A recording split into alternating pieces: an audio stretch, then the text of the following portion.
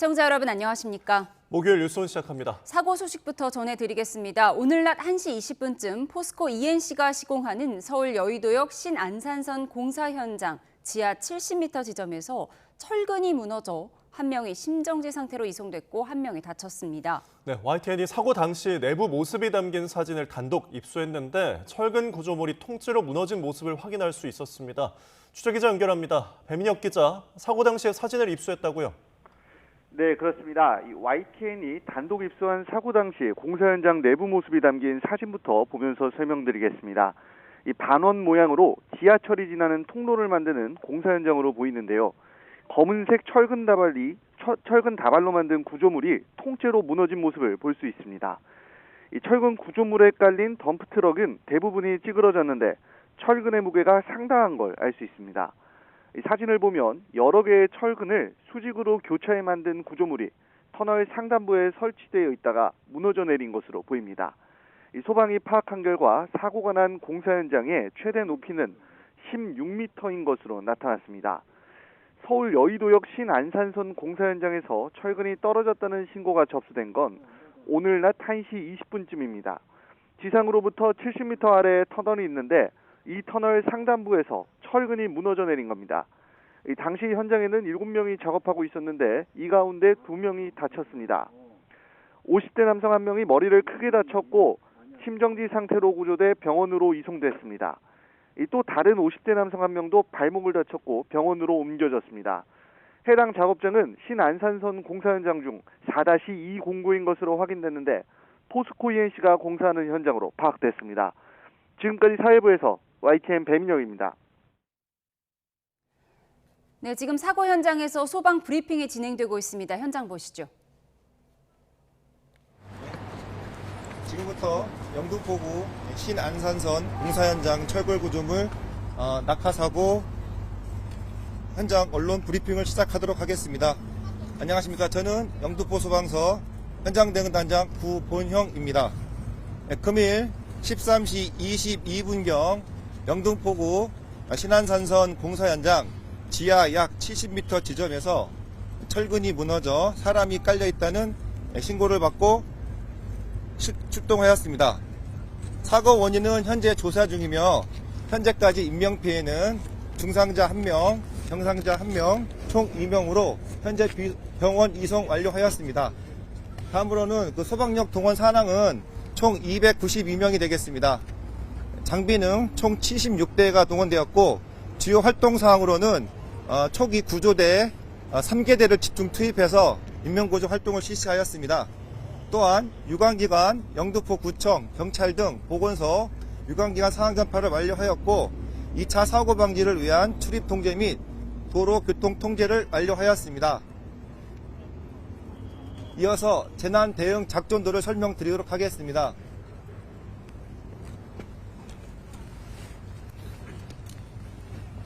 이쪽이 보시면은 이게 수직 입구입니다. 수직 입구에서 지하까지 70m 구간이고 70m 구간에서 150m 구간에서 사고가 발생된 상황입니다.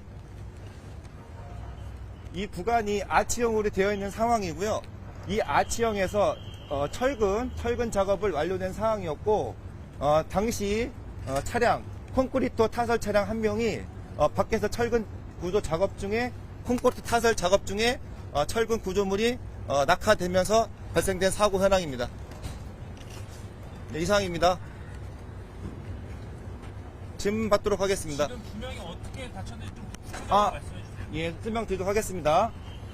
중상자 1명은 철근 콘크리트 타설 소방 브리핑 듣고 오셨습니다. 서울 여의도역 신안산선 공사 현장에서 철근이 떨어져 현재 중상자 1명, 경상자 1명으로 정리가 되고 있습니다. 사고 현장 브리핑 듣고 오셨는데요. 사고 원인은 현재 조사 중이고 철근이 무너져서 사람이 깔렸다는 신고가 오늘 오후 1시 22분쯤 접수가 됐고요. 현재 중상자 1명과 경상자 1명을 병원으로 이송한 상태입니다. 네, 저희가 앞서서 취재기자 연결해서 보여드렸던 화면을 다시 한번 보여드리고 있는데요. 저희 YTN이 단독 입수한 사고 당시의 장면의 사진을 보여드리고 있습니다. 지금 이제 트럭이 철근 구조물에 깔려 휘말려서 납작하게 지금 눌려져 있는 장면입니다. 앞서서 사고 개요에 대해서 좀 설명을 할 때 브리핑에서 이 터널에 있는 아치형 철근이 구조물이 무너지면서 사고가 일어났다. 원인은 조사 중이라고 밝혔는데요. 당시 현장 모습을 보여드리고 있습니다. 인명피해는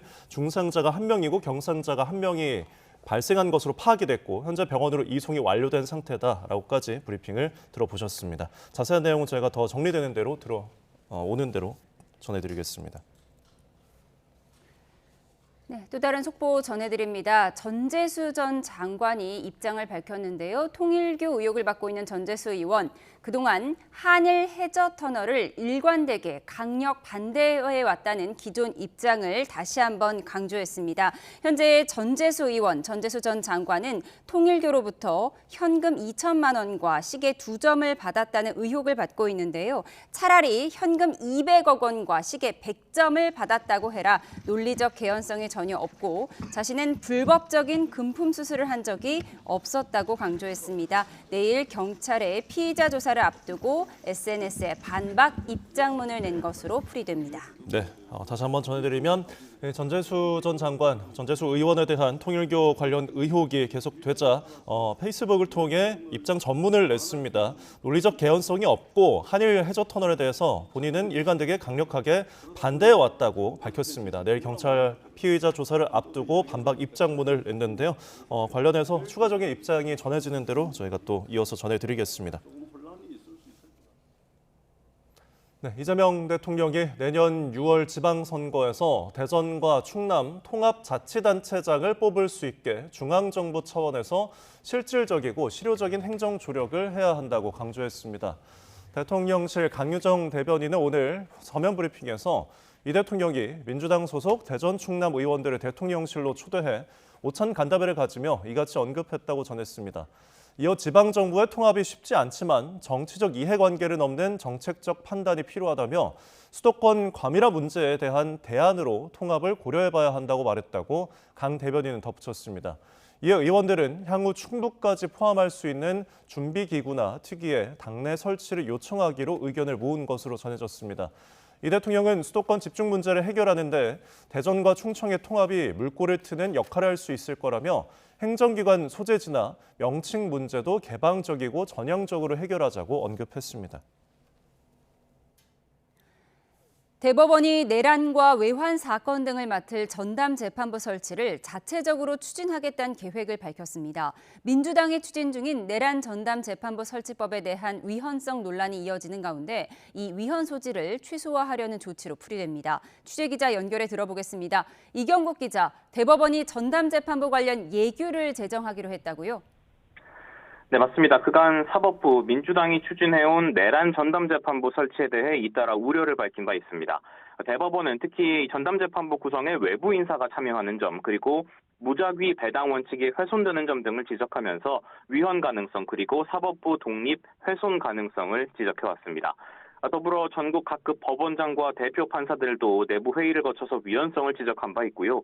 법무부가 신중 검토가 필요하다는 취지의 의견을 밝히기도 했습니다. 그리고 최근 진행된 사법제도 개편 공청회에서 문영배 전 헌법재판소장 권한대행이 분노는 사법개혁의 동력이 될 수는 있지만 내용이 될 수는 없다면서 쓴소리를 하기도 했습니다. 이에 민주당 재판부 구성의 외부 관여를 제외하는 등 위헌 소지를 줄이기 위한 수정안을 최근 마련하기도 했는데요. 하지만 무작위 배당 원칙 훼손으로 인한 공정성 우려 등은 여전하던 상황이었습니다. 이에 대법원이 오늘 대법관 회의를 거쳐서 국가적 중요 사건 전담재판부 설치를 위한 예규를 만들기로 했습니다. 전담재판부가 다루게 될 중요 사건이란 내란 외환죄 그리고 군형법상 반란죄 사건 등 정치, 경제, 사회적으로 파장이 큰 사건들을 의미합니다. 일단 무작위 배당을 통해 사건을 배당받은 재판부가 전담 재판부로 지정이 되고요. 신속 심리를 위해 관련된 사건 외에는 전담 재판부에 새로운 사건은 배당되지 않도록 한다는 계획입니다. 상황에 따라서 일부 다른 사건을 심리할 수는 있지만 대상 사건, 그러니까 국가적 중요 사건을 우선하여서 신속히 심리해야 한다고 예규에 규정이 되어 있습니다. 이 예규는 10일 이상의 행정예고 기간을 거쳐서 시행될 예정인데 현재 1심이 진행 중인 내란, 외환 관련 사건들은 서울 고등법원에서 진행될 항소심부터 예규에 영향을 받을 것으로 보입니다. 전담재판부 설치를 위해서 내년 고등법원 판사와 재판연구원, 증원 등도 이루어질 거로 전망이 되고 있습니다. 대법원은 이번 예규를 제정하기로 한 것은 국민과 국회의 우려를 해소하기 위한 조치라고 강조했습니다. 이어 이를 통해서 위헌법률 심판 제청 등으로 인한 재판 지연 등이 없이 신속하고 공정한 재판 진행을 도모할 수 있을 거라고도 덧붙였습니다. 다만 민주당은 이미 연내 내란 전담 재판부 설치법 처리를 예고해둔 상황인데요. 대법원 관계자는 해당 법안이 통과된다면 예규가 아닌 법이 우선시될 수밖에 없다고 설명하기도 했습니다. 지금까지 사회부에서 전해드렸습니다.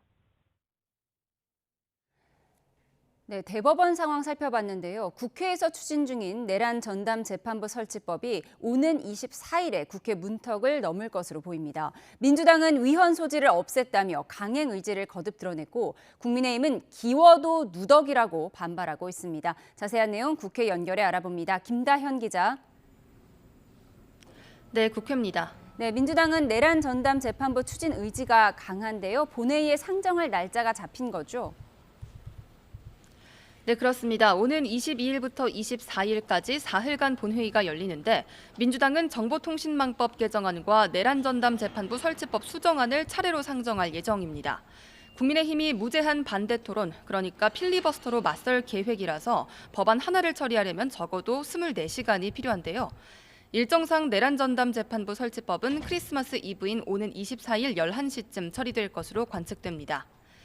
내란 재판부 설치법 수정안은 여전히 위헌 논란을 벗지 못하고 있지만 민주당은 여러 반대 목소리의 최대 공약수를 반영한 결과라며 강행 처리 의지를 분명히 했습니다.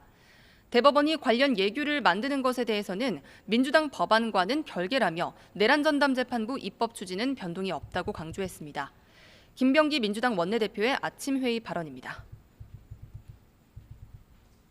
시간은 정의가 아니라 내란 세력의 편이 될 수도 있습니다. 그래서 국민께서는 가장 신속하고 공정한 단죄이기를 묻고 계십니다. 그래서 내란 전담 재판부가 필요합니다. 국민의힘은 누더기는 아무리 기워도 누더기라면서 내란 전담 재판부 수정안 역시 위헌 소지가 다분하다고 비판했습니다. 이어 만약 내란 전담 재판부를 만들려면 똑같은 기준으로 이재명 전담 재판부를 만들어 국민의힘이 추천하는 판사들이 중단된 5개 재판을 속개할 수 있도록 하자고 강조했습니다. 국민의힘은 어제 김건희 특검이 가방 선물 의혹과 관련해 김기현 의원을 강제 수사한 것에 대해서도 민중기 특검이 수세에 몰리자 국면 전환용 물타기식 압수수색을 강행했다고도 주장했습니다. 송원석 국민의힘 원내대표의 아침 회의 발언입니다. 통일교 게이트의 화살이 더불어민주당과 이재명 정권을 향하자 정권의 충견인 민중기 특검이 또다시 야당 핵심 인사를 표적으로 공개적인 이벤트 수사를 연출한 것입니다. 통일교 의혹이 민주당을 덮치면서 민주당 내부에선 2차 종합특검 추진 시기 등에 대한 고심이 깊어지고 있는데요. 모처럼 반격 카드를 쥔 국민의힘과 개혁신당은 이르면 이번 주 통일교 특검법 발의를 목표로 물밑 협의를 이어가고 있습니다. 네, 그런가 하면 정치권은 쿠팡 개인정보 유출 사건도 비중 있게 다루고 있죠. 네, 그렇습니다. 어제 쿠팡 개인정보 유출 사건 관련 청문회는 핵심 증인이 빠진 맹탕으로 진행이 됐고요. 외국인 대표의 동문서답식 답변 태도도 문제가 됐습니다. 이에 민주당에선 국정조사를 추진하자는 목소리도 나왔지만 준비 기간이 한 달 이상 걸릴 수 있다는 우려가 있었고요. 지금은 과방위와 정무위 등 4개 상임위가 함께하는 연석 청문회를 개최하는 방안을 검토하고 있습니다. 이런 가운데 민주당 김병기 원내대표가 지난 국정감사를 앞두고 박대준 당시 쿠팡 대표와 만난 사실이 드러나면서 논란이 이어지고 있습니다. 김 원내대표가 박 전 대표에게 과거 자신과 갈등을 빚은 보좌진 출신의 쿠팡 대관 담당자들에게 해외 파견이나 해고 등 인사상 불이익을 주도록 한 것이 아니냐는 게 의혹의 핵심입니다. 어제 한 언론은 김 원내대표와 보좌진 사이 갈등 과정을 적나라하게 보도하기도 했고요. 고가의 호텔 오찬을 누가 계산했는지 여파도 이어졌습니다.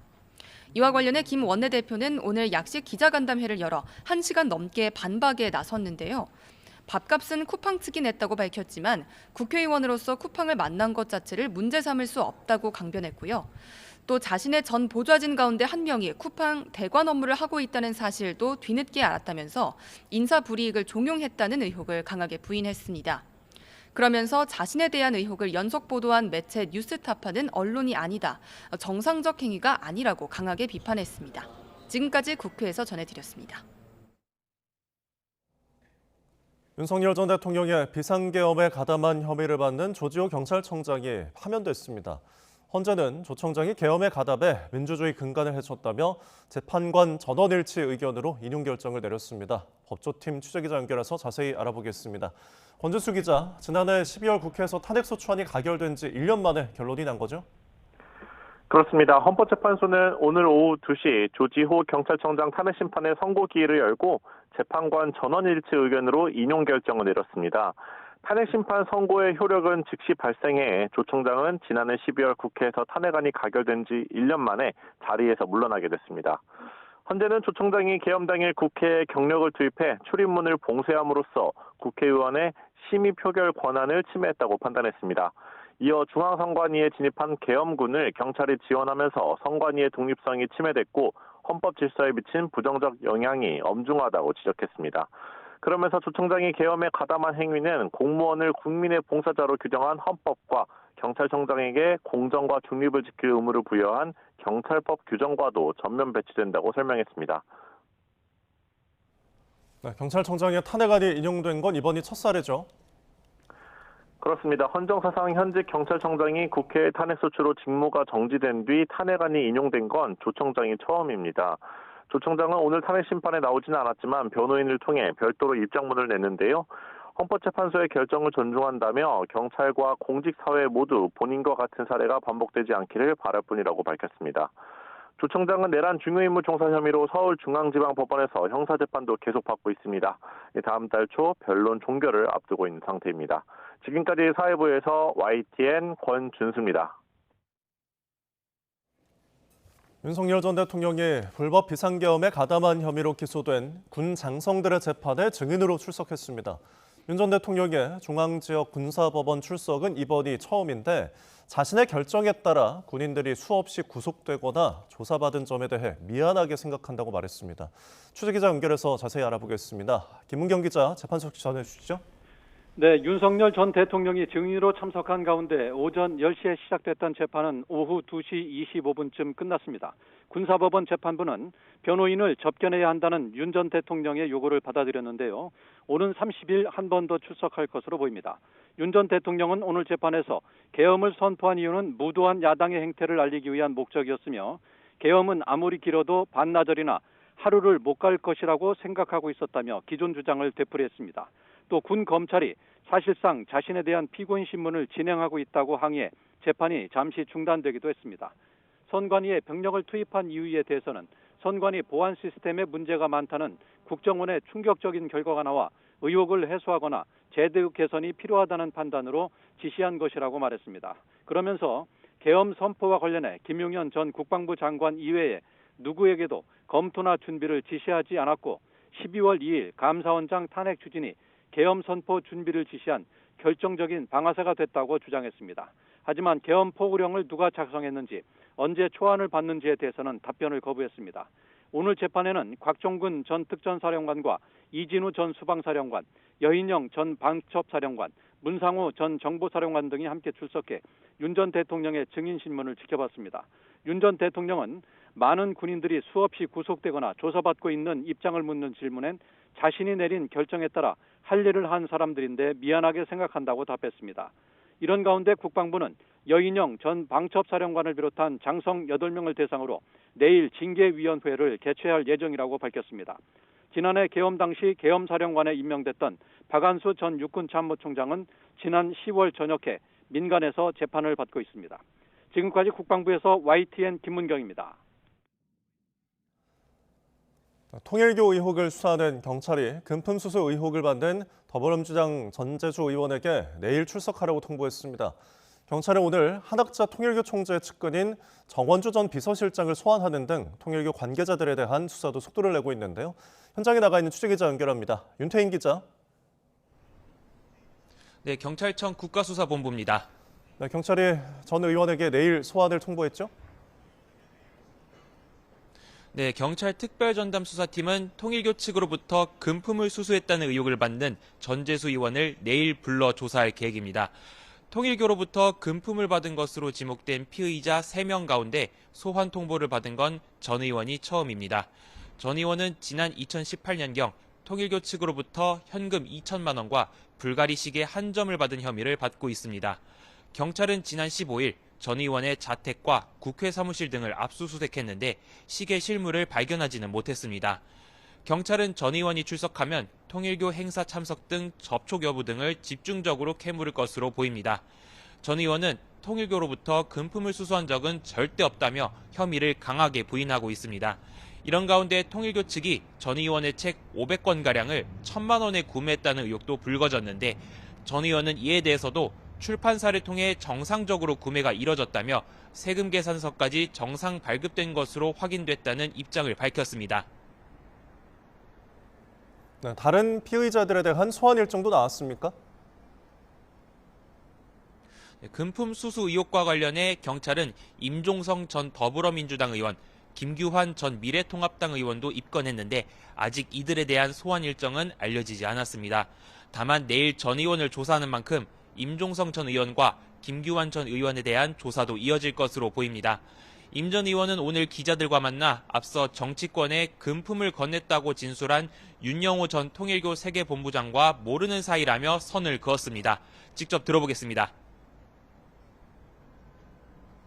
저는 사실 진짜 윤영호 씨를 잘 몰라요. 윤영호 씨는 지금도 똑같습니다. 잘 몰라요. 천명궁에서 뭐 시계랑 현금 수수했다 이런. 아니요, 전혀 없어요. 저는 시계를 안 차요, 아예. 김규환 전 의원은 지난 2020년 통일교 측으로부터 총선을 위해 잘 사용하라는 말과 함께 금품을 받았다는 의혹이 제기됐는데 당시 자신은 이미 공천에서 배제되고 총선 불출마를 선언한 상황이었다며 금품을 받을 동기가 없었다고 주장했습니다. 한학자 총재 측근 등 통일교에 대한 수사도 진행되고 있죠. 네, 경찰은 오늘 한학자 통일교 총재의 최측근으로 알려진 정원주 전 통일교 총재 비서실장을 불러 오전 10시부터 조사하고 있습니다. 정원주 전 비서실장은 윤 전 통일교 세계본부장과 함께 한학자 총재의 측근으로 활동해온 것으로 파악됐습니다. 경찰은 어제 한 총재의 또 다른 측근으로 알려진 A씨도 소환해 참고인 조사를 진행했습니다. A씨는 한 총재의 비서실 소속으로 통일교의 핵심인 천정궁 등에서 활동했고 한 총재 가까이에서 일해 한 총재의 일정과 동선을 알고 있는 인물로 알려졌습니다. 경찰은 한 총재가 수감된 서울구치소를 방문해 접견 조사도 진행했는데 한 총재는 금품 전달 의혹을 부인한 것으로 전해졌습니다. 이런 가운데 경찰은 지난 15일 압수수색에 이어 오늘 천정궁을 다시 방문해 자료 임의 제출을 요구하는 등 추가 자료 확보 시도도 이어갔습니다. 지금까지 경찰청 국가수사본부에서 YTN 유태인입니다.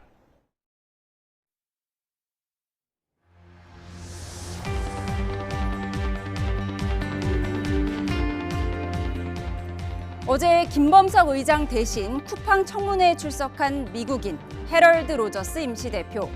I don't know, 모른다고 하거나 동문서답으로 일관했습니다. 대한민국의 호구냐, 김범석 의장은 대체 어딨냐, 의원들이 목소리를 높였지만 돌아오지 않는 메아리였습니다. 국회 역사에 남을 수치였다는 평가도 나왔는데요. 어젯밤 11시 넘어까지 이어진 그 청문회 장면으로 정치원 시작합니다.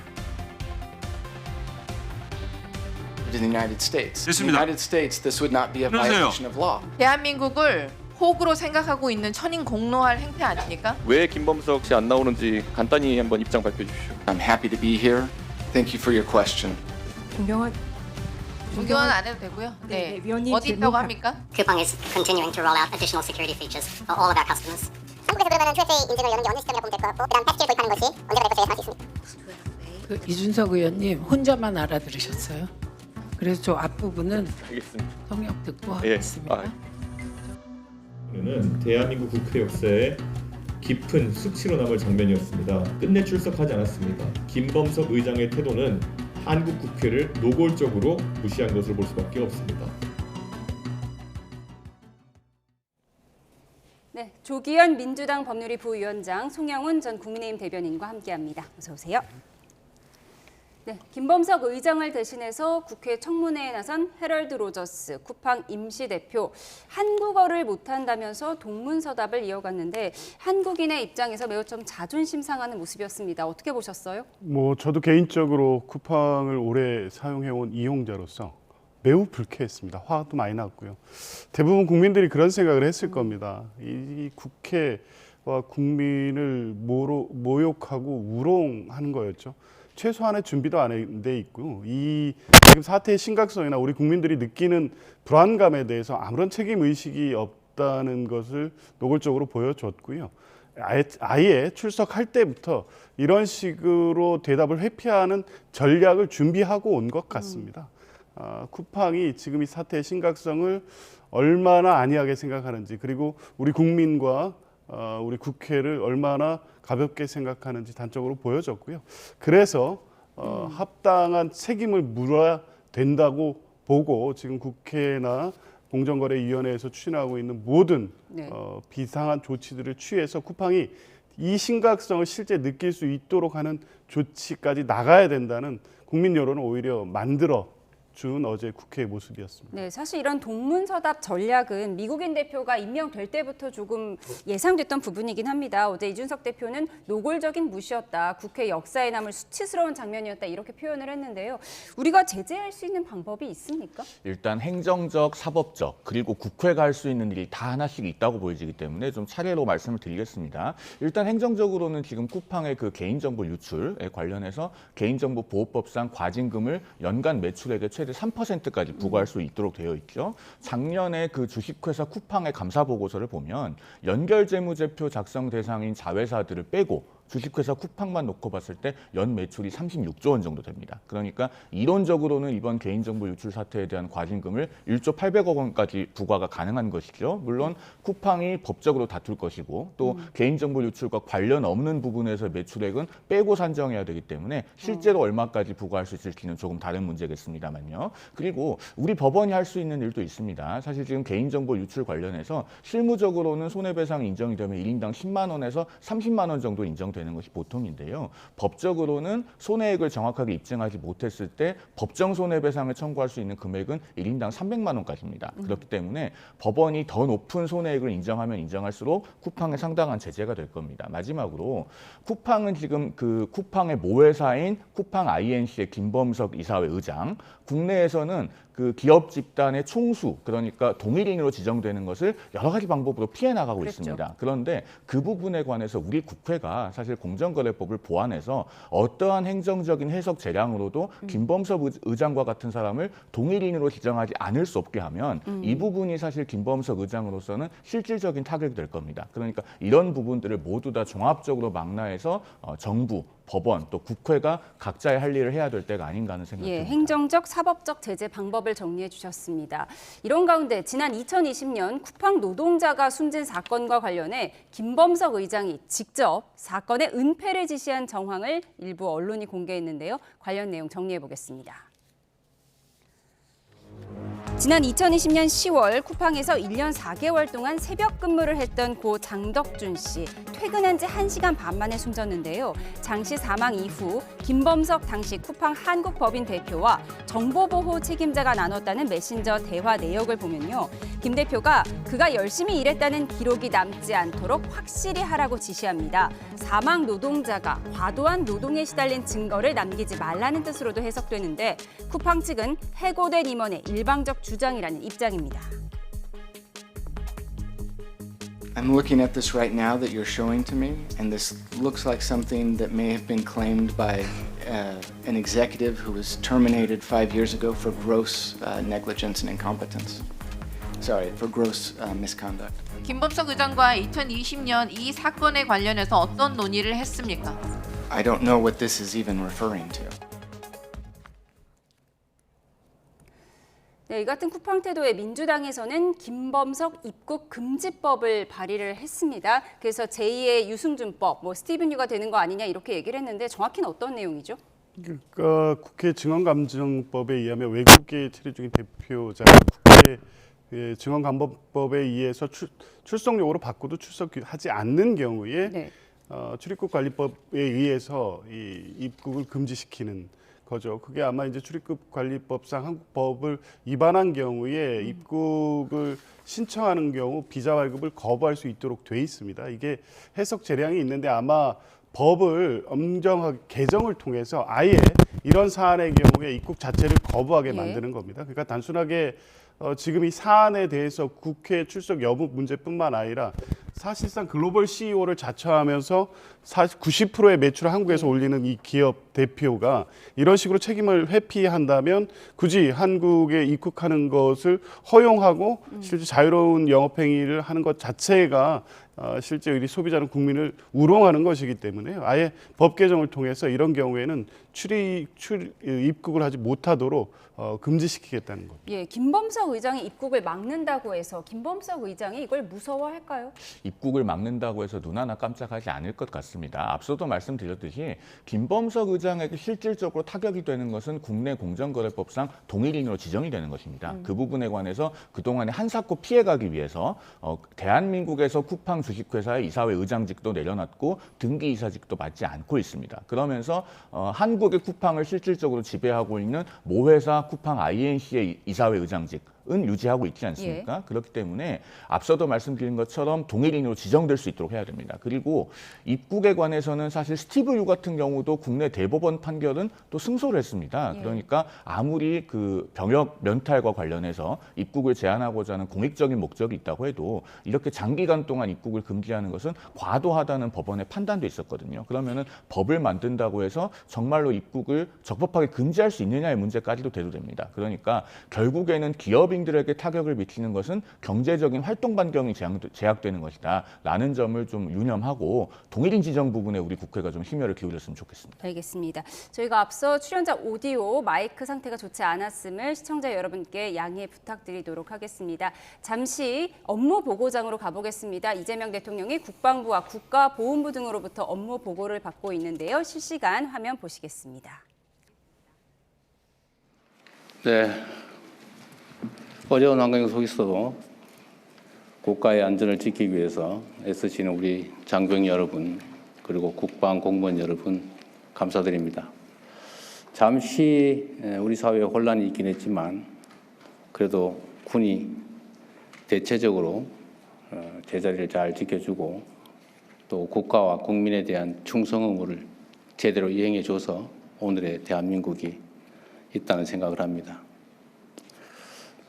혼란스러운 점들이 꽤 있긴 하지만 또 이런 과정도 더 나은 미래를 위한 토대가 될 수 있다는 생각으로 새로운 마음으로 또 새롭게 시작하면 좋겠다는 생각을 합니다. 국가 공동체가 존속하기 위해서 가장 중요한 것은 공동체 자체를 보존하는 것입니다. 그걸 보통 우리는 국가 안보 또 안보라고 하는데 이건 매우 중요한 사안이기도 하지만 또 한편으로는 너무 중요하고 너무 일상적이기 때문에 또 한편은 무감각해지기도 쉽습니다. 여러분이 하고 있는 일들이 얼마나 중요한가를 다시 한번 되새기면서 국민의 군대로서 대한민국이 전 세계에 정말 강력한 국가로 존속할 수 있도록 본연의 임무를 제대로 다 수행해 주기를 기대합니다. 그리고 오늘은 보훈부도 함께 하게 됐는데 그런 생각이 들어요. 대한민국 정부 수립 이래 많은 시간이 지났지만 우리가 과연 공동체를 지키기 위해서 특별한 희생을 치른 우리 구성원들 또는 그 후손들, 가족들에 대해서 상응하는 보상을 하고 있느냐라는 점을 되새겨 보면 실제로는 그러지 못하다는 결론에 이르게 됩니다. 모두를 위해서 공동체 자체를 위해서 희생 헌신한 것에 대해서 우리가 존중하고 예우하고 보상하지 않으면 또 앞으로 우리가 위난에 처했을 때 누가 앞에 나서겠습니까? 그래서 특별한 희생을 치른 우리 구성원들에게 특별한 보상을 함으로써 우리 공동체가 그 구성원들의 그 각별한 희생을 잊지 않았다는 것을 언제나 보여주고 또 증명해야 된다고 생각합니다. 보훈도 매우 중요한 국가 사무라는 점을 생각해서 최선을 다해 주시길 바라고 또 우리가 이 업무 보고 하다 보면 전 국민이 지켜보고 있다 보니까 스트레스도 꽤 많을 텐데 스트레스 받지 마시고 그냥 있는 대로 편하게 제대로 보고하면 됩니다. 모를 수 있어요. 내가 수없이 강조하지만 모를 수 있습니다. 그거 어떻게 다 알겠어요? 모르는 게 자랑은 아니지만 뭐 그렇게 비난받은 일도 아닙니다. 다만 모르는데 아는 척을 하거나 허위 보고를 하거나 이런 건 정말 위험을 초래할 수 있기 때문에 그건 비난받을 일이죠. 그래서 마음 편하게 모른다고 비난하지 않을 테니까 편하게 말씀하십시오. 네, 이상입니다. 예, 이어서 부 업무 보고를 진행하겠습니다. 이번 업무 보고는 총 3개의 네, 실시간 업무 보고 현장 보고 오셨습니다. 국민들이 모두 보고 있어서 스트레스가 많을 것이지만 모를 수 있으니까 모두 이해할 수 있는 상황이다. 대통령의 발언 듣고 오셨습니다. 관련 내용은 잠시 후에 좀 더 자세히 지켜보도록 하겠습니다. 네, 어제 쿠팡 청문회에서는 김병기 원내대표와 쿠팡 임원들의 오찬 만남도 도마에 올랐는데요. 자세히 짚어보겠습니다. 김병기 원내대표가 박 전 대표에게 과거 자신과 갈등을 빚은 보좌진 출신의 쿠팡 대관 담당자들에게 해고 등 인사상 불이익을 주도록 한 게 아니냐는 게 의혹의 핵심입니다. 김 원내대표는 그 직원이 내 이름을 팔고 다닌다는 얘기가 있어서 그런 식으로 대관 업무하지 못하도록 요청한 거라고 해명했습니다. 김병기 원내대표가 피감기관 대표를 만나서 인사 청탁 내용이 있다는데 이걸 확인 안 하고 넘어갈 겁니까? 이게 뭐 정쟁이에요? 이게 뭐 정쟁입니까?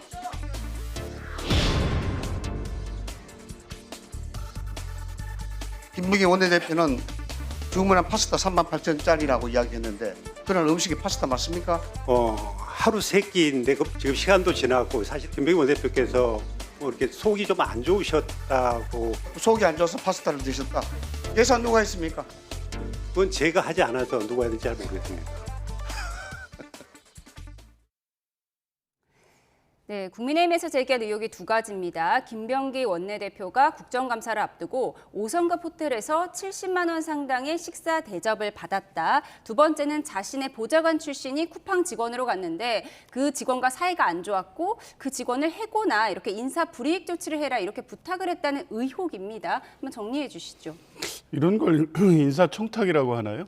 인사 불이익 청탁이라는 표현이 나오더라고요. 그러니까 불이익 청탁이라는 것도 사실은 성립되기 어려운 규정이라고 보고요.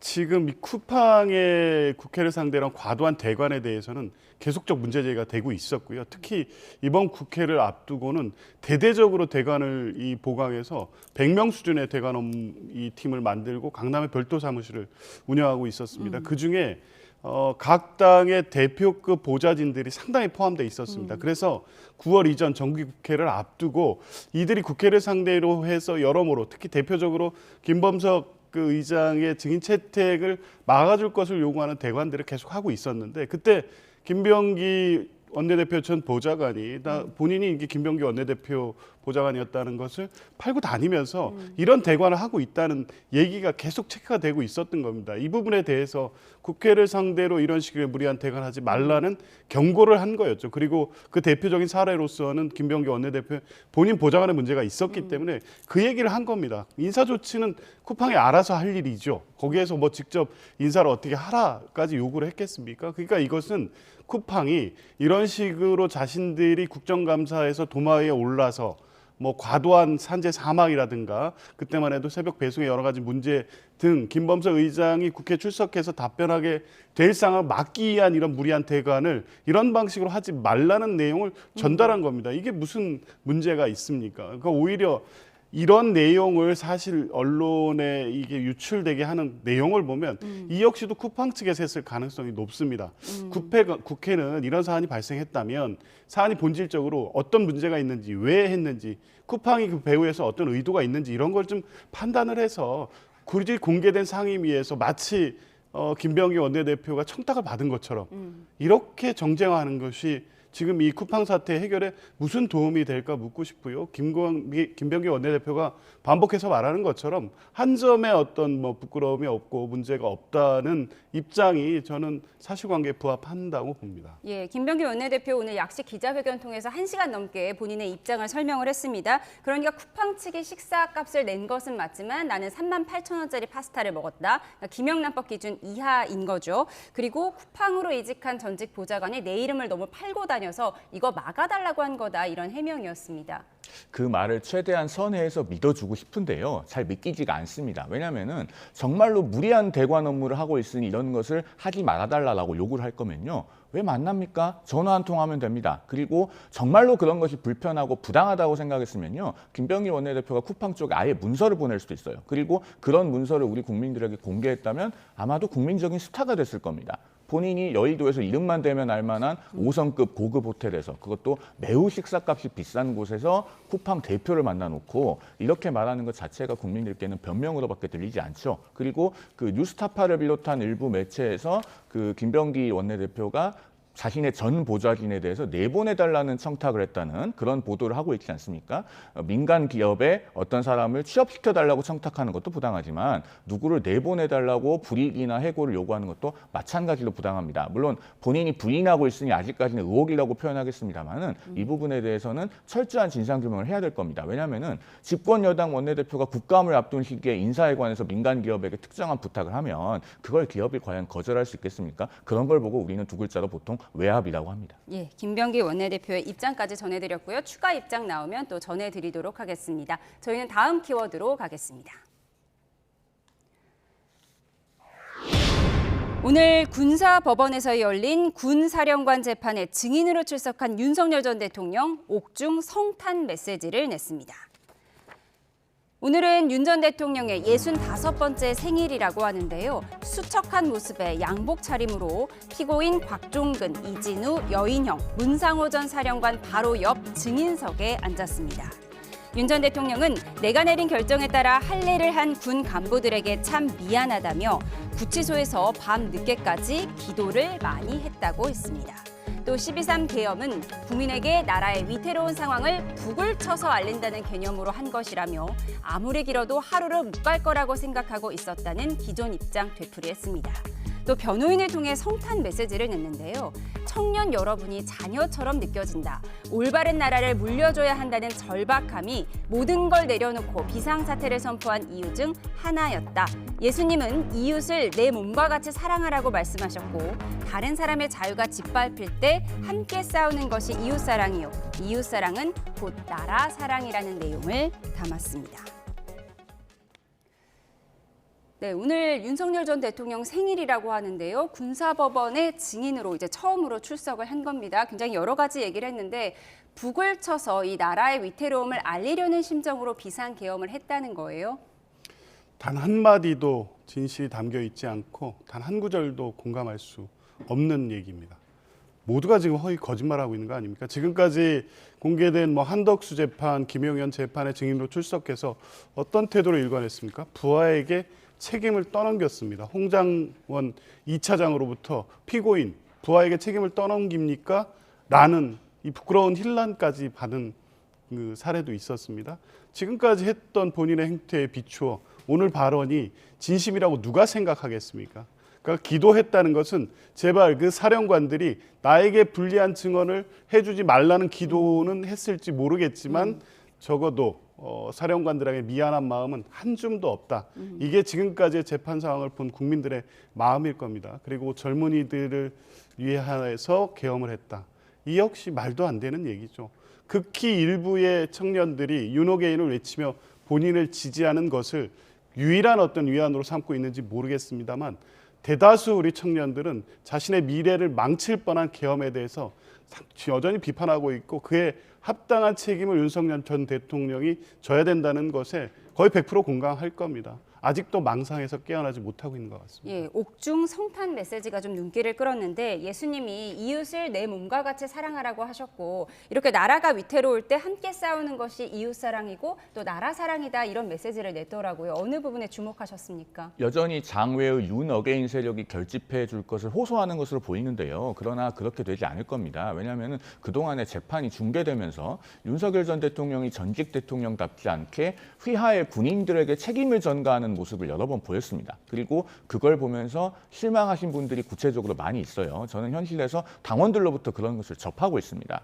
그렇기 때문에 이런 메시지가 통하지 않을 것으로 보이고 한 가지 더 짚어볼 것은 저희 부부에게는 자녀가 없다라고 하면서 그래서 여러분이 제게는 자녀처럼 느껴진다. 그러니까 청년들을 겨냥한 것으로 보이는데 저는 윤 전 대통령이 이른바 청년팔이 이제는 그만하셨으면 좋겠습니다. 지난 4월 4일에 헌법재판소의 탄핵 결정이 내려지고 나서 4월 11일 한남동 관저에서 퇴거할 때도 그 관저에서 나오면서 도열한 사람들 중에 청년들을 일부러 앞줄에 세웠거든요. 당시에 대통령실에서 누군가가 나와서 그 젊은 사람들을 일부러 앞줄에 세우는 장면들이 포착되기도 했었습니다. 그런 것들이 바로 청년들을 정치적인 목적으로 이용하는 것입니다. 이제는 그런 청년들을 본인의 어떤 정치적 목적으로부터 놓아주고 진심 어린 사과와 반성을 국민들께 하셔야 될 때다라는 말씀을 드립니다. 윤 어게인을 외치는 일부 청년을 겨냥한 성탄 메시지인 것 같았다. 두 분 모두 같이 말씀을 해주셨습니다. 저희는 다음 키워드로 가겠습니다. 연일 화제가 되고 있는 생중계 업무 보고 조금 전에도 전해드렸는데 대통령실은 대통령이 국민의 감시 대상이 스스로 되겠다는 의지라고 말했습니다. 이재명 대통령께서 성남시장 시절에 집무실에 CCTV 달았던 거 기억나세요? 내가 감시당하겠다를 선택한 게 성남시장 시절의 CCTV였고 국무회의도 왜 참모들이 말렸겠어요? 이거는 직감적으로 한 거예요. 이건 국민 감시다. 어제 업무 보고 매서운 질문은 지난 정부 대왕고래 프로젝트에 대한 것이었습니다. 석유공사, 이게 그 유명한 석유공사입니까? 어디 계세요? 개발하려고 했던 무슨 거북등인가 무슨 상어등인가 뭐 있었잖아요. 이거 뭐였죠? 네, 대왕고래. 대왕고래. 해가지고 제가 보기엔 별로 재산성이 없어요. 근데 변수가 많아서. 변수가 많으면 안 해야 되는 거 아니에요? 1조 정도 입항피트가 있으면 경제성이 맞다 그렇게 보고 있습니다. 뭔 말인지 못 알아듣겠네요. 네, 거북등인지 상어등인지 대통령께서 대왕고래 프로젝트 이름을 잊어버린 건 아니실 테고요. 아마 이제 질책하려고 했던 것 같은데 원가 계산도 제대로 안 해봤느냐. 그러니까 지난 정부 프로젝트를 좀 질타한 거예요. 그런 비판과 문제 지적 안 할 수 없죠.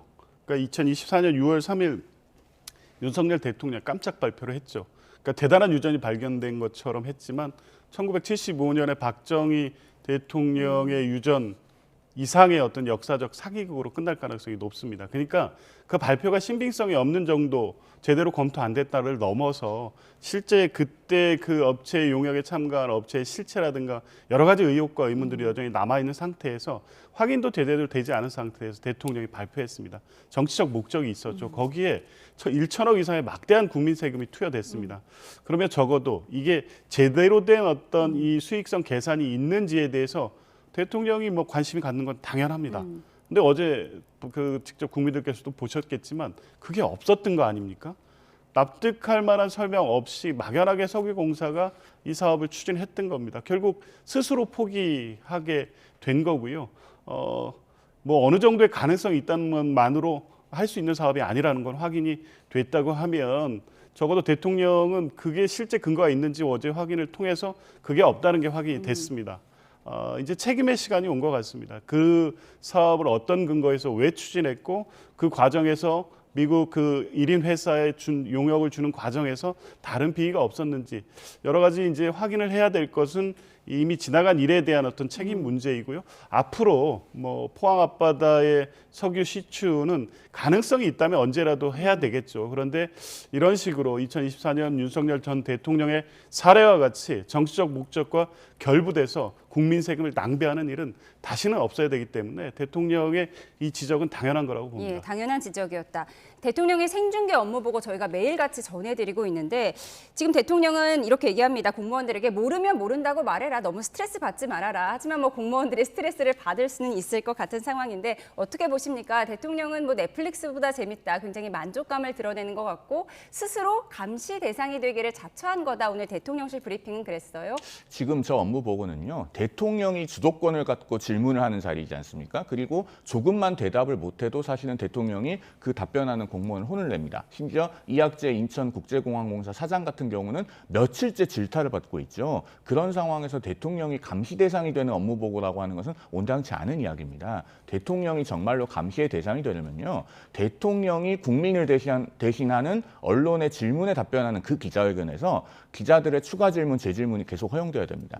예외적으로 최근에 허용됐던 장면이 있죠. 12월 3일에 비상계엄 만 1년을 맞아서 대통령 기자회견을 했는데 그 당시에 미국의 북한 전문 매체인 NK뉴스의 체드 캐럴 기자가 북한에 억류되어 있는 대한민국 국민들에 관한 질문을 했을 때 이재명 대통령이 그 상황을 알지 못하고 위성락 안보실장에게 물어봤어요. 그러니까 체드 캐럴 기자가 이걸 모르고 계신다니 대단히 놀랍다라고 하면서 일종의 재질문을 합니다. 그런 상황이 대통령이 감시를 받는 겁니다. 저렇게 대통령이 주도해서 공무원들을 따져 묻고 힐난하는 그런 걸 가지고 감시 대상이라고 하는 것은 그것은 언어도단이다라는 말씀을 드리겠습니다. 예, 대통령이 감시 대상이 되는 건 아닌 것 같다라는 개인 의견 주셨습니다. 저희는 마지막 키워드로 가겠습니다.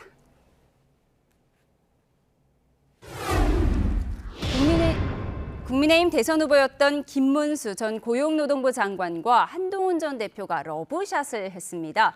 김 전 장관은 한 전 대표에게 당의 보배 같은 존재라고 말했다는데요. 들어보시죠. 김문수 전 후보가 우리 당의 보배를 잘라내려 해서는 안 된다. 누가 보더라도 당이 이렇게 가면 안 된다는 생각은 그 몇몇 분들 말고는 다 똑같이 하고 계시지 않나요?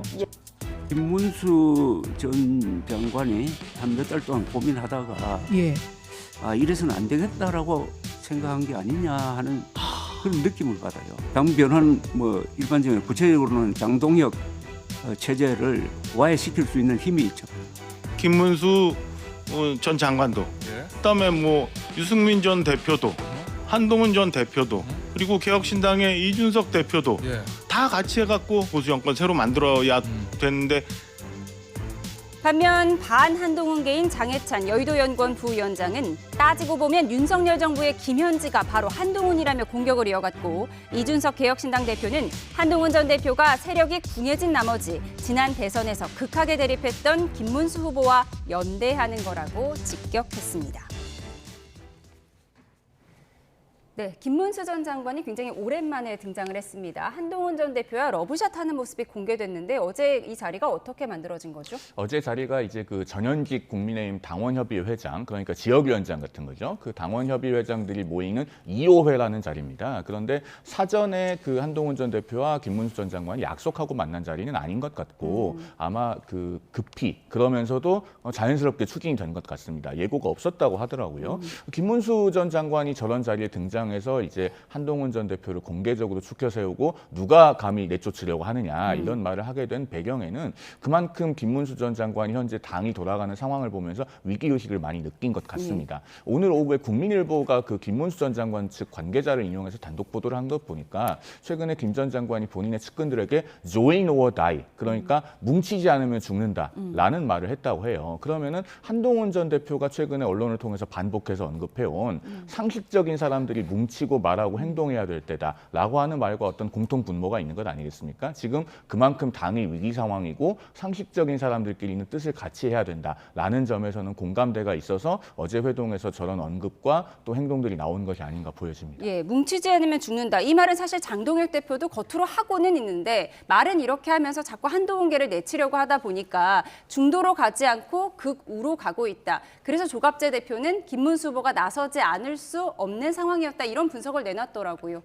국민의힘 내에서 설 자리를 이제 잃어가는 두 분이 구여취책을 찾고 있는 것 같습니다. 그런데 김문수 전 의원 같은 경우는 청산해야 될 문제가 여러 가지가 있죠. 지난 대선 때도 그렇고 당 대표 때도 그렇고 여전히 부정선거 음모론을 아직도 동조하고 있는 듯한 태도를 보였고 비상계엄과 내란에 대한 입장도 여전히 모호합니다. 이런 상태에서 지금 필요에 의해서 한동훈 전 대표와 손을 잡는다고 한들 그게 어떤 동력을 되살릴지 모르겠고 오히려 이 굳건해지고 있는 당동역 체제를 와해시킬 만큼의 동력이 형성될지는 매우 의문이 듭니다. 왜냐하면 한동훈 전 대표께서 지금까지 이제 그러한 세력들을 규합해서 건전한 보수가 어떻게 가야 될지에 대해 비전과 전망을 제시하고 사람을 모으고 이런 일을 하지 않았습니다. 지금 갑자기 이제 위기에 빠진 상황에서 주변에서 이제 비슷한 뜻을 같이 하는 사람들 손을 잡는다고 한들 그게 이제 어떤 장동혁 체제를 변화시키거나 아니면 붕괴시키거나 할 정도의 동력을 형성하기에는 너무 늦은 게 아닌가 싶고 그걸 제대로 만들어내려면 김문수 전 후보 이런 분들이 본인의 과거 문제를 정확하게 정리하고 뭐 그 기반에서 이 보수나 국민의힘의 새로운 미래를 얘기할 수 있어야 되는데 지금 현 시점에서 그냥 나란히 서서 손만 잡는다고 한들 그게 장동혁 대표 체제를 붕괴시킬 원동력까지 가기는 어렵지 않을까 이렇게 생각합니다. 국민의힘 당무감사위원회가 김종혁 전 최고위원에게 중징계를 권고한 것이 결국 한동훈 전 대표 찍어내려는 거 아니냐 이런 분석이 나오는 가운데 한동훈 전 대표가 찍어내려면 나 빨리 찍어내랴. 당을 우습게 만들지 말아라. 오늘 이런 얘기를 했더라고요. 앞으로 계획이 어떻다고 보십니까? 일단 현재 윤리위원장이 공석입니다. 그렇기 때문에 김종혁 전 최고위원에 대한 징계를 당장 가시적으로 할 수 있을지는 모르겠으나 이미 당무감사위원회가 당원권 정지 2년을 청구한 것만으로도 당 내외에서 우려가 굉장히 큰 상황이죠. 이런 일이 벌어지기 때문에 지금 김문수 전 장관도 예정에 없던 등판을 한 것 아니겠습니까? 그리고 그 권영진 의원 같은 경우에 바로 8일 전에 이 방송에 나와서 국민의힘 당무감사위원회의 일련의 조치들을 상당히 강도 높게 비판했던 것을 제가 기억을 합니다. 권영진 의원 같은 경우에도 과거 한동훈 전 대표 시절에 정치적으로는 상당히 반대편에 있다고 평가받았던 분들이죠. 자, 이렇게 한동훈 전 대표와 경쟁 관계에 있던 분, 또 한동훈 전 대표와 반대편에 있던 사람들까지도 국민의힘 당무감사위원회 조치는 과도하다 혹은 명분이 없다라고 한동훈 전 대표를 거들고 있는 형국입니다. 그것은 결국 지금 김종혁 전 최고위원에 대한 징계 시도라든가 또는 한동훈 전 대표의 이른바 당원 게시판 의혹에 대한 당무감사라든가 이런 것이 어떤 특정 계파의 문제가 아니라 결국 공당이 견지해야 할 상식과 민주주의의 원칙에 반하기 때문에 이런 분들까지 거들고 나선 것이다 이렇게 보여집니다. 그러면은 과연 이렇게 민심의 중앙값은 고사하고 당심의 중앙값과도 거리가 있는 조치를 밀고 나갈 때 과연 장동혁 대표가 당 내에서 공고한 지지를 받을 수 있겠는가 한번 본인이 좀 심사숙고 해보실 때가 되지 않았는가라는 생각이 듭니다. 한동훈 전 대표와 김문수 전 장관의 러브샷까지 짚어봤습니다. 정치원 여기서 줄이겠습니다. 조기현 민주당 법률위 부위원장, 송영훈 전 국민의힘 대변인과 함께했습니다. 고맙습니다.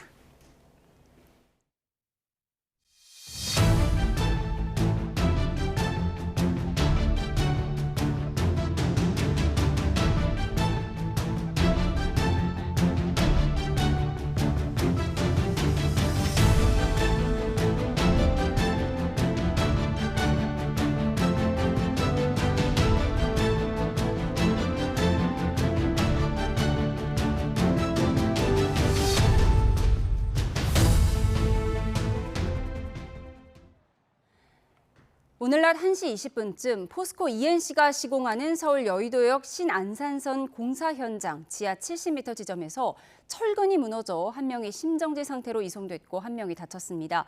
YTN이 사고 당시 내부 모습이 담긴 사진을 단독 입수했는데요. 철근 구조물이 통째로 무너진 모습을 확인할 수 있었습니다. 현장으로 가보겠습니다. 송수연 기자, 사고 당시 사진을 입수했다고요? 네, 그렇습니다. YTN이 단독 입수한 사고 당시 공사 현장 내부 모습이 담긴 사진을 보면서 설명드리겠습니다. 사진을 보면 사고가 난 곳은 아치형으로 된 지하철이 지나는 통로를 만드는 공사 현장으로 보입니다. 검은색 철근 다발로 만든 구조물이 통째로 무너진 모습을 볼 수 있습니다. 철근 구조물이 깔린 덤프 트럭은 대부분이 찌그러졌는데 철근의 무게가 상당한 걸 알 수 있습니다. 사진을 보면 여러 개의 철근을 수직으로 교차해 만든 구조물이 터널 상단부에 설치됐다 무너져 내린 것으로 보입니다. 네, 사고는 언제쯤 발생했습니까? 서울 여의도역 신안산선 공사 현장에서 철근이 떨어졌다는 신고가 접수된 건 오늘 낮 1시 20분쯤입니다. 지상으로부터 70m 아래에 있는 여의도 정거장 건설 현장 내부에서 사고가 난 건데요. 콘크리트 타설 작업 중에 18m 높이에서 조립해둔 철근 구조물 자체가 떨어져 내린 겁니다. 오늘 공사 현장에는 98명이 작업하고 있었는데 이 가운데 하청업체 소속 노동자 2명이 다쳤습니다. 콘크리트 타설 차량을 운전하던 50대 남성 1명이 머리를 크게 다쳤고 심정지 상태로 구조돼 병원으로 이송됐습니다. 또 철근 구조 작업을 하던 50대 남성 1명이 어깨를 다쳐 병원으로 옮겨졌습니다. 해당 작업장은 신안산선 공사 현장 중 4-209인 것으로 확인됐는데 포스코 ENC가 공사하는 현장으로 파악됐습니다. 지난 4월 발생한 신안산선 경기 광명시 구간 붕괴 사고도 포스코 ENC가 시공하는 구간이었습니다. 공사 현장 관계자는 여의도 신안산선 터널 자체는 작업이 상당히 진행된 상황이라 붕괴나 침하 등 추가 사고 가능성은 없다고 설명했습니다. 경찰은 현장 관계자 등을 상대로 정확한 사고 경위를 조사할 방침입니다. 지금까지 서울 여의도역 신안산선 공사 현장에서 YTN 송수연입니다. 쿠팡 개인정보 유출 사고를 빙자한 보이스피싱 등 2차 피해가 조금씩 확인되고 있습니다. 금융당국은 개인정보가 범죄에 연루됐다거나 피해를 보상하겠다고 접근하는 수법에 주의해달라며 소비자 경보를 주의해서 경고로 상향했습니다. 취재기자 연결해서 들어보겠습니다. 오동건 기자, 쿠팡 개인정보 유출 사고를 활용한 보이스피싱 사례가 확인되고 있다고요. 그렇습니다. 금융감독원이 쿠팡 개인정보 유출 사고와 관련해 보이스피싱, 스미싱 등 2차 피해가 확인됐다며 소비자 경보를 상향했습니다.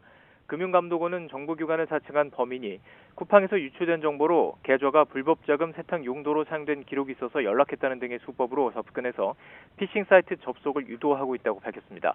실제 피해도 확인되면서 소비자 경보 등급이 주의해서 경고로 한 단계 올라갔습니다.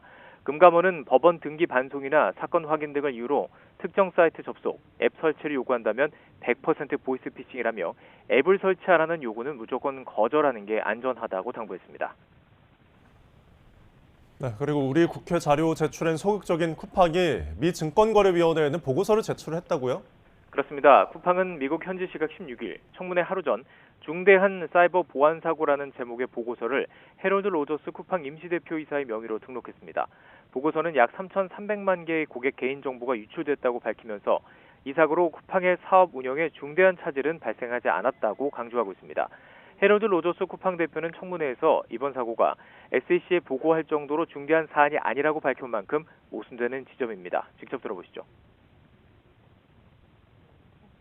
한국 국회에서 청문회가 열리면 투자자들이 동요를 하지 않을까라고 하는 우려 때문에 앞서 말씀드린 것처럼 보고를 하지 않아도 되는 사안인데 SEC에 보고한 것으로 저는 판단합니다.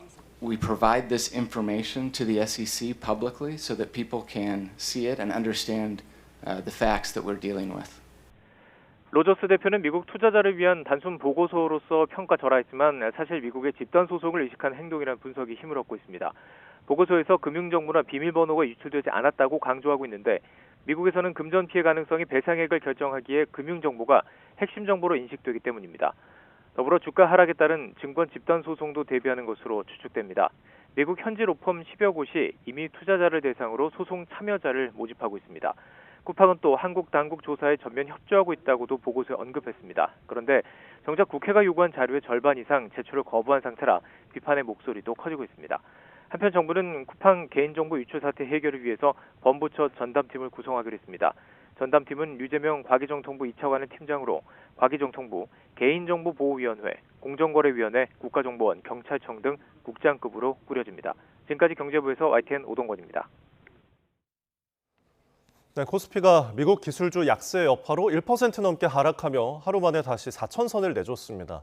1,480원대를 위협했던 원달러 환율은 외환당국의 메시지 이후 소폭 하락한 채 주간 거래를 마쳤습니다. 취재기자 연결해서 우리 증시와 환율 상황 짚어보죠. 김태민 기자, 국내 증시가 다시 하락 마감했다고요? 네, 밤사이 미국 기술주 폭락 여파로 급락 출발한 코스피가 반등에 실패한 채 하루 만에 다시 4천선을 내줬습니다. 코스피는 어제보다 1.53% 하락한 3,994.51로 거래를 마쳤는데요. 개인 투자자가 4,230억 원을 순매수했지만 외국인과 기관이 각각 3,560억 원, 1,000억 원어치 주식을 순매도하며 지수를 끌어내렸습니다. 지난 밤 사이 미국 오라클의 대규모 인공지능 데이터 센터 핵심 투자자 이탈 소식이 국내 증시에도 찬바람을 일으킨 모습입니다. 또 미국 완성차 업체 포드와 맺었던 9조 6천억 원 규모의 배터리 공급 계약이 해지되면서 LG 에너지 솔루션 주가도 8.9% 폭락했습니다. 코스닥 지수도 1% 넘게 떨어졌지만 901.33으로 거래를 마치며 간신히 900선을 지켜냈습니다. 네, 고공행진하던 원달러 환율 상황은 어떻습니까? 네, 외환 금융당국의 총력 대응 방침에 힘입어 원달러 환율은 어제보다 1.5원 내린 1,478.3원으로 주간 거래를 마쳤습니다. 앞서 국민연금과의 외환수합 1년 연장에도 환율이 잠잠해지지 않자 외환당국은 다시 시장 상황에 나섰습니다. 기획재정부와 금융위, 금감원과 한국은행이 모여 외환, 금융시장을 24시간 관찰하며 적기에 대응하겠다는 방침을 재확인했습니다. 이런 영향 등으로 환율은 오전 한때 1,472원대까지 떨어졌지만 외국인 투자자들의 3천억 원대 순매도 영향 등으로 하락폭이 제한됐습니다. 지금까지 경제부에서 YTN 김태민입니다. 초등학교에서 교사로 근무하면서 고 김하늘 양을 흉기로 살해해 1심에서 무기징역을 선고받은 명재환에게 검찰이 항소심에서도 사형을 선고해달라고 재판부에 요청했습니다. 대전 고등법원에서 진행된 결심 공판에서 검찰은 피고인이 정신질환을 앓고 있었다고 하더라도 피해 아동을 잔혹하게 살해한 범행의 중대성과 불량한 죄질이 희석될 수 없다며 구형 이유를 밝혔습니다. 최후 진술에서 명씨 변호인은 피고인이 범행 당시 정신병력 증상과 수면제 복용으로 이상 반응이 있었다는 점을 고려해 심신미약 여부를 다시 한번 판단해달라고 말했습니다. 명 씨는 유족에 사과하면서도 아이를 찌르던 상황은 기억나지 않는다고 주장했습니다. 명 씨에 대한 항소심 선고는 다음 달 16일 이뤄질 예정입니다. 네, 민중기 특검이 김건희 씨 수사 무마 의혹과 관련해 이창수 전 서울중앙지검장을 오는 22일 피의자 신분으로 소환합니다. 이와 관련해 특검은 오늘 당시 법무부 장관과 대통령실 민정수석, 검찰총장 등에 대한 전방위 압수수색에 나섰습니다. 취재기자 연결합니다. 안동준 기자. 네, 김건희 특검 사무실입니다. 네, 특검이 이창수 전 지검장에게 소환을 통보했죠? 네, 특검은 김건희 씨에 대한 수사 무마 의혹과 관련해 이창수 전 서울중앙지검장에게 오는 22일 피의자 신분으로 소환을 통보했습니다. 도이치모터스 주가 조작 사건에서 김건희 씨를 무혐의 처분한 것과 관련해 수사 무마가 있었는지 조사하기 위해서인데요. 앞서 특검은 지난 2일 중앙지검과 대검찰청을 압수수색했는데 이 과정에서 확인된 일부 사실관계에 대해 확인할 필요가 있어 소환을 통보했다고 밝혔습니다. 이 수사 무마 의혹과 관련해 특검은 오늘도 압수수색을 이어가고 있는데요. 오늘 압수수색 대상에는 박성재 전 법무부 장관과 김주현 전 민정수석, 심우정 전 검찰총장과 이창수 전 지검장 등 8명이 포함됐습니다. 이 밖에도 디올백 수수 사건과 관련해 김건희 씨를 무혐의 처분한 당시 검사들의 차량과 휴대전화, 업무용 PC 등에 대해서도 압수수색이 진행되고 있습니다. 다만 오는 28일로 수사가 종료되는 특검은 현실적으로 수사를 종결하는 게 어려울 것 같다고 밝혔습니다. 네, 김기현 의원은 특검과 출석 일자를 조율하고 있다고요? 네, 특검은 오늘 브리핑을 통해 김기현 의원과 출석 관련 협의를 진행하고 있다고 밝혔습니다. 앞서 특검은 어제 김 의원이 소환 통보에 불응하고 있다며 소환을 재통보할 계획이라고 밝혔는데요. 이 특검은 김건희 씨의 로저비비의 가방 수수 의혹과 관련해 해당 가방의 구매 대금이 김 의원의 계좌에서 빠져나간 정황을 확인했습니다. 어제 압수수색에서는 김 의원 아내가 김건희 씨에게 가방을 선물한 당일 김 의원 사무실에 방문한 차량 출입 기록도 확보했는데요. 이에 특검은 재작년 3월 윤석열 전 대통령 부부가 일본에서 귀국했을 당시 마중을 나갔던 김 의원이 직접 가방을 전달했을 가능성을 의심하고 있습니다. 네, 오늘 조태영 전 국정원장의 첫 재판이 열렸죠? 네, 그렇습니다. 법원은 오늘 조 전 원장의 국정원법 위반 등 혐의 첫 공판 준비 기일을 열었습니다. 이 조 전 원장은 윤석열 전 대통령이 비상계엄을 선포할 것이란 사실을 알면서도 국회에 이를 보고하지 않아 직무를 유기한 혐의를 받습니다. 조 전 원장 측은 기본적으로 다 부인하는 취지라며 특검의 공소 사실을 부인했습니다. 이 밖에도 오늘 김용현 전 국방부 장관의 내란 혐의 재판에는 이상민 전 행정안전부 장관이 증인으로 출석했는데요. 검찰 측의 질문 대부분에는 진술 거부권을 행사했고 이어서 한덕수 전 국무총리의 증인신문이 이어지고 있습니다. 지금까지 김건희 특검 사무실에서 YTN 안동준입니다.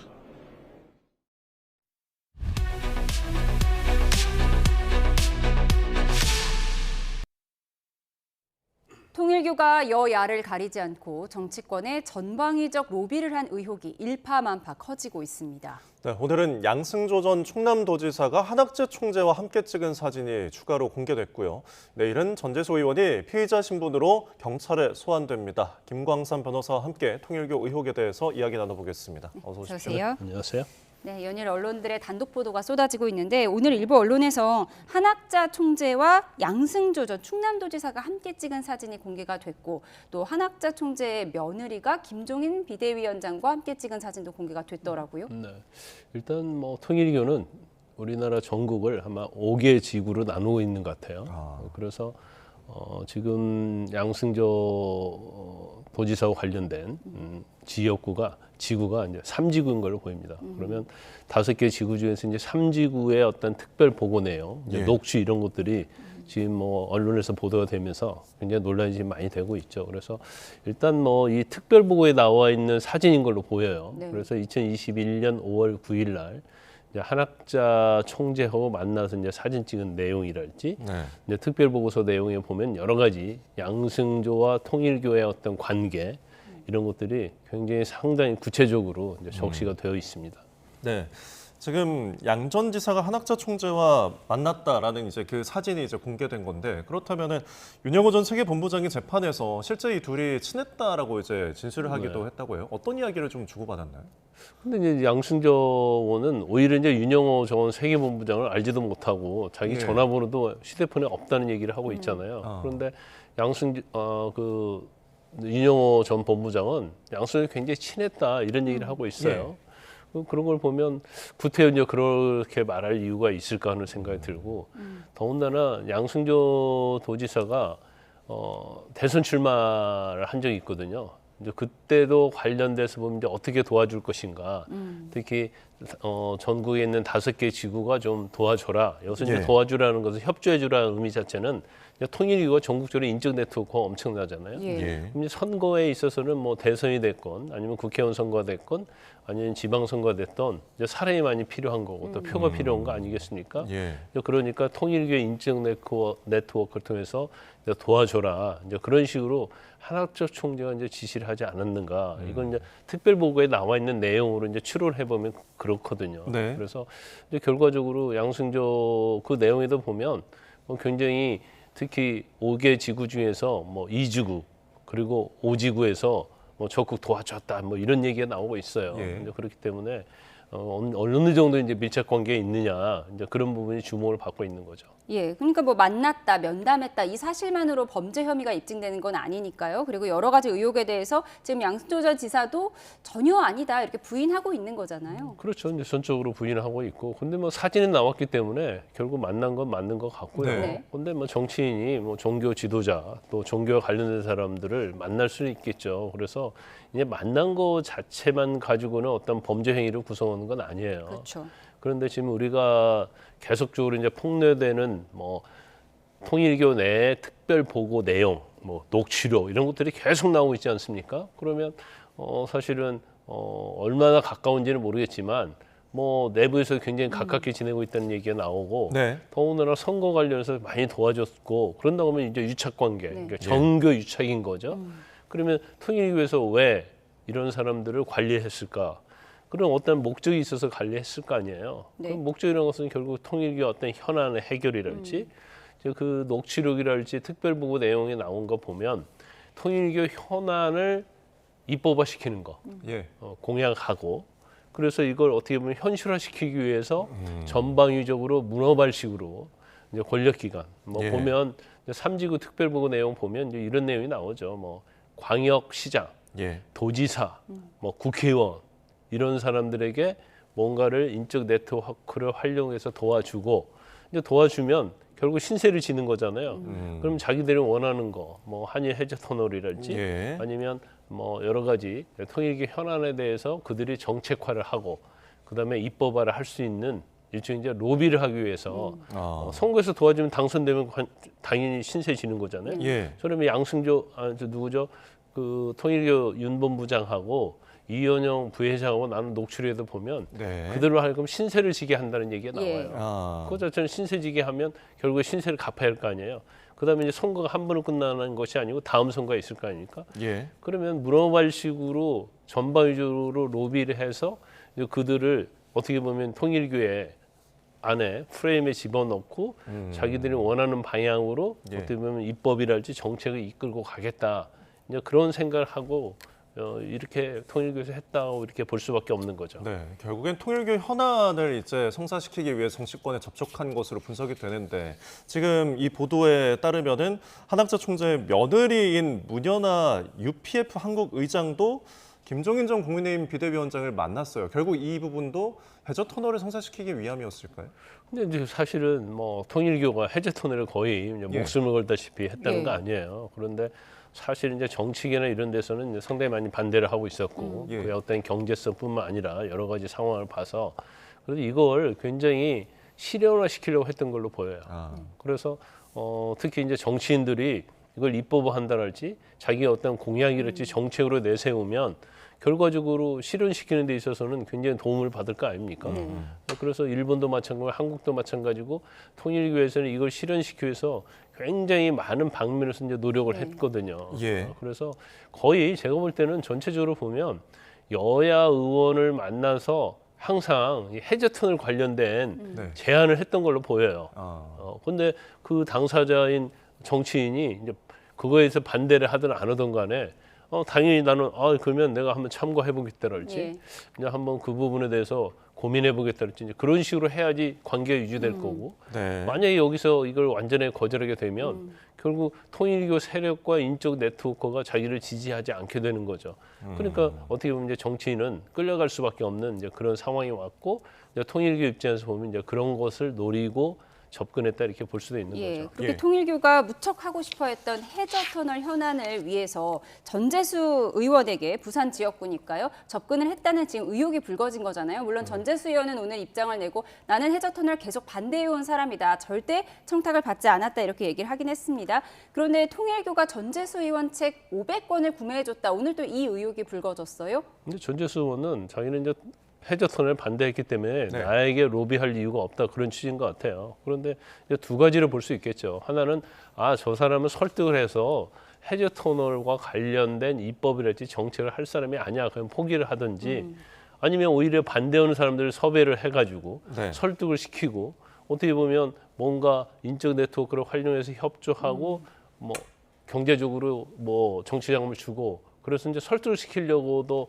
할 수 있기 때문에 이거 자체를 뭐 양면지 시각에서 충분히 볼 수 있다고 봐요. 그런데 일단 뭐 우리가 보통 출판 기념회 하잖아요.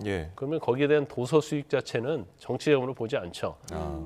그래서 정치 자금으로 볼도록 이걸 투명화한다는 논의가 많이 있었지만 국회의원들이 다 반대를 하니까 이게 되지 않은 거잖아요. 그러면 500권을 통일교에서 사줬다. 이건 정상적인 건 아니죠. 2만 원씩 해서 1,000만 원이라고 그렇죠. 하더라고요. 1,000만 원이 된단 말이에요.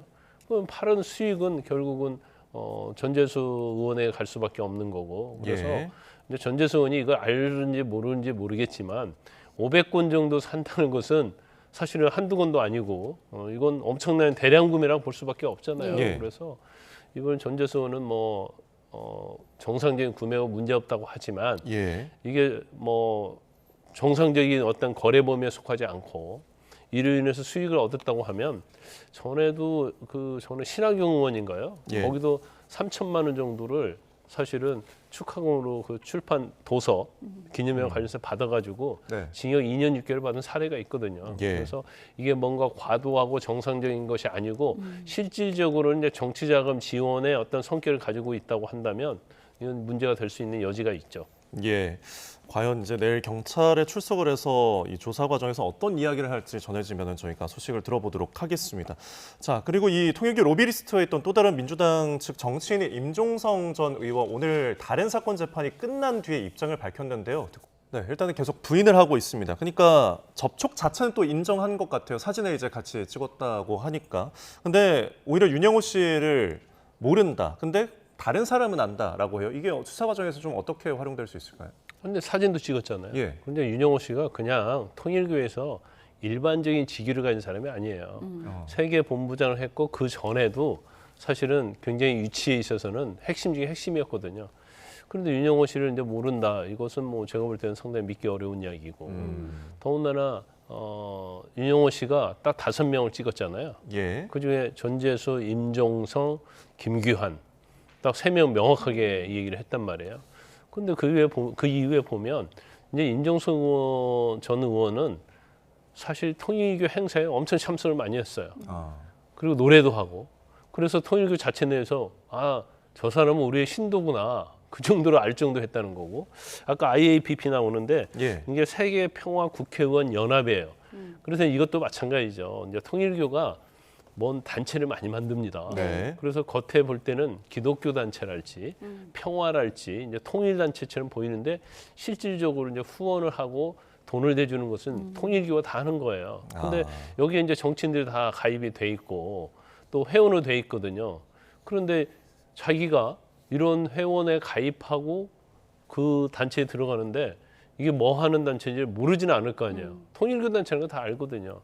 근데 임종성 의원은 의장이었다는 거잖아요. 예. 자신이 의장이었는데 의장에 대해서는 거기에 대해서 한 말씀 했는데 말하지 않고 뭐 가입한 건 아는데 뭐 그렇지 않다. 네. 이제 전재수 의원도 이제 회원으로 이렇게 뭐 알려져 있죠. 예. 그래서 이제 그런 부분이라고 한다면 이제 통일교와 어떤 관련성이 직간접적으로 이제 정치인들이 여야 막론하고 굉장히 많이 관여되어 있구나. 네. 그런데 그 과정에서 그러면 통일교가 단순한 인적 네트워크만 제공을 했겠느냐. 그러면 결과적으로 이 사람들을 설득하고 자기 편으로 만들고 통일교의 현안에 대해서 정책하고 입안하고 입법하려고 하면 결국 돈을 지원한 게 아니냐. 그러니까 이제 돈 얘기하고 명품 시계 얘기가 네. 계속 나오고 있는 거죠. 예. 예, 그리고 또 하나 의혹이 불거진 것 중에 하나가 요즘 가평 지나가다 보면 정말 그리스 신전같이 지어진 이 천정궁 저희가 자료 화면으로 자주 보여드리고 있는데 이 천정궁과 천원궁 건립 사업 때부터 로비가 시작됐다고 하더라고요. 뭐 처음에 천정궁을 만들었다는 거고요. 그 예. 2006년도입니다. 2023년도에 천원궁을 만들었다는 거예요. 예. 그런데 저게 약간 이제 성지화돼 있어요. 그리고 가평에 있는 이제 설악면 이제 그쪽에는 사실은 이제부터 통일교가 성지화 시킨 그런 부동산이 상당히 많이 있습니다. 네. 그런데 예.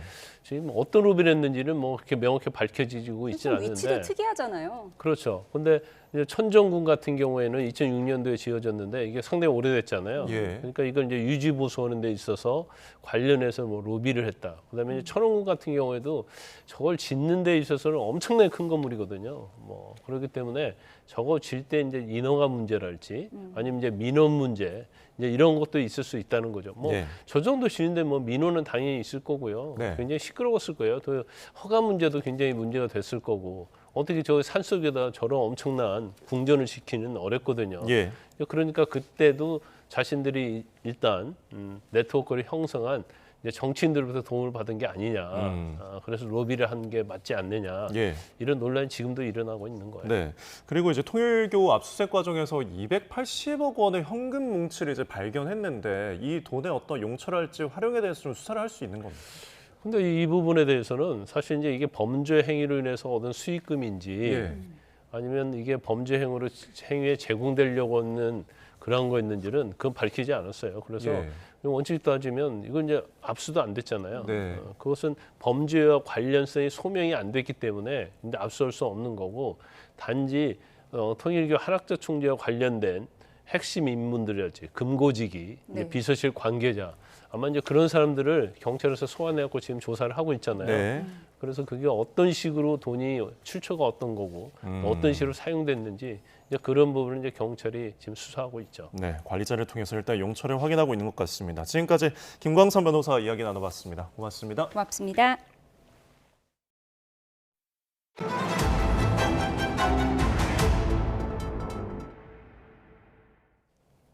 지난 2021년 민주당 전당대회를 앞두고 돈 봉투를 주고받은 혐의로 1심에서 유죄 판결을 받은 전현직 의원들에게 2심에서 무죄가 선고됐습니다. 재판부는 1심에서 유죄 근거가 된 이정근 전 사무부총장의 휴대전화가 위법하게 수집돼 증거 능력을 인정할 수 없다고 판단했습니다. 조성우 기자입니다. 이른바 민주당 전당대회 돈봉투 사건으로 기소된 허종식 의원과 윤관석, 임종성 전 의원이 항소심에서 무죄를 선고받았습니다.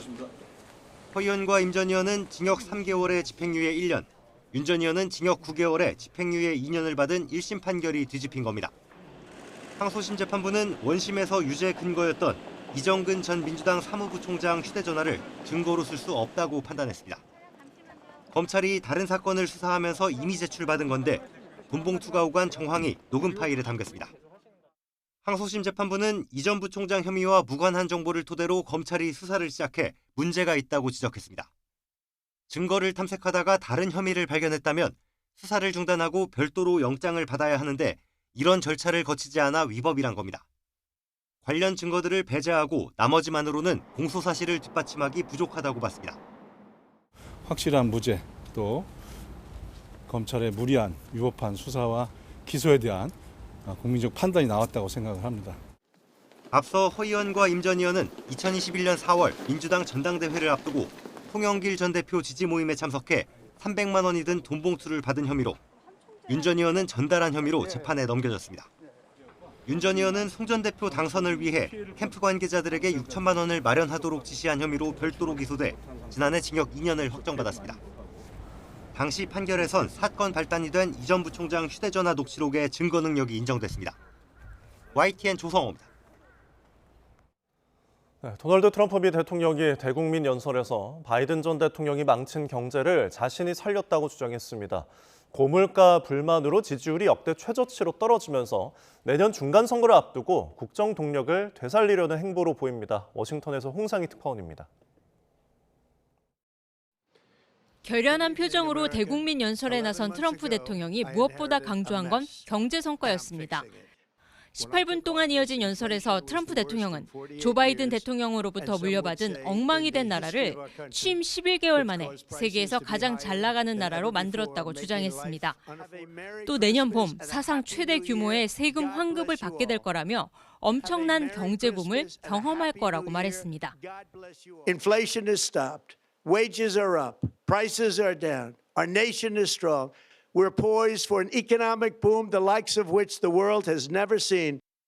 외교에 있어서도 취임 10개월 만에 8개의 전쟁을 끝냈고 가자 전쟁을 종식시켜 3,000년 만에 중동의 평화를 가져왔다고 강조했습니다. 특히 관세 정책으로 18조 달러, 사상 최대 규모의 투자를 유치했다며 막대한 관세 수익을 군인에게 돌리겠다고 말했습니다. 크리스마스 전에 145만 명의 군인에게 1인당 1,776달러, 약 262만 원을 지급하겠다고 밝혔습니다. In honor of our nation's founding in 1776, we are sending every soldier 1,776. Nobody deserves it more than our military. 연방준비제도 차기 의장도 곧 발표할 것이라면서 금리를 대폭 낮춰야 한다고 믿는 인물이 될 거라고 말했습니다. 트럼프 대통령의 대국민 연설은 고물가 우려 속 지지율이 역대 최저치로 떨어지면서 국정 동력을 되살리기 위한 행보로 보입니다.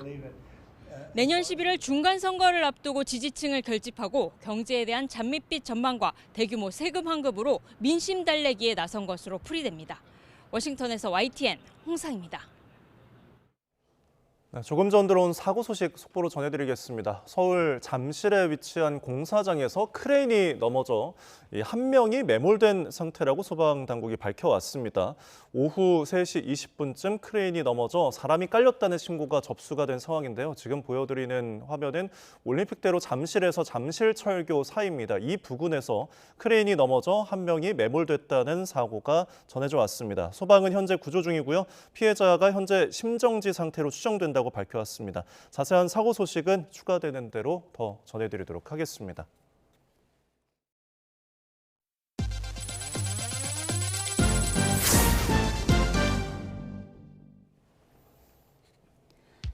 프리미엄 맥주 브랜드 스텔라 아르투아가 국내 유일 미쉐린 3스타 레스토랑 밍글스와 함께 연말 다이닝 행사를 열었습니다.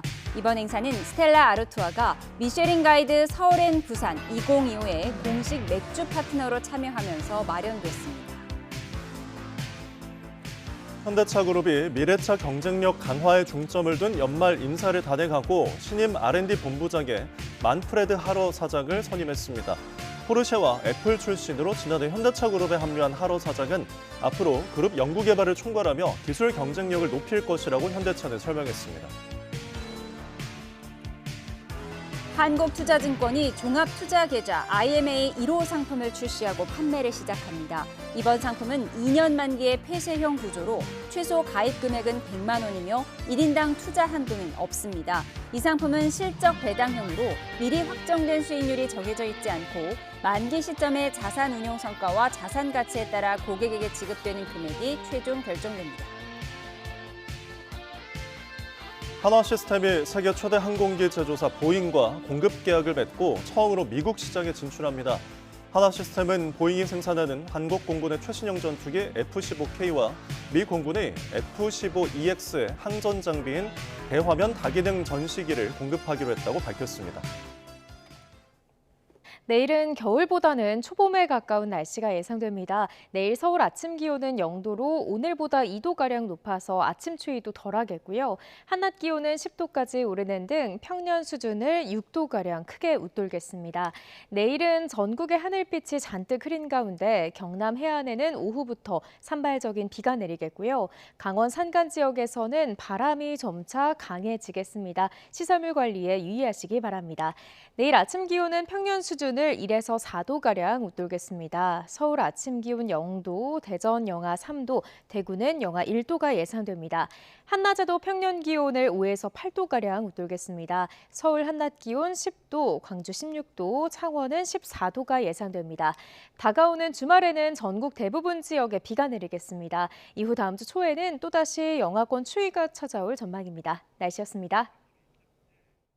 네, 목요일에 보내드린 뉴스온 마치겠습니다. 함께해 주신 여러분 고맙습니다.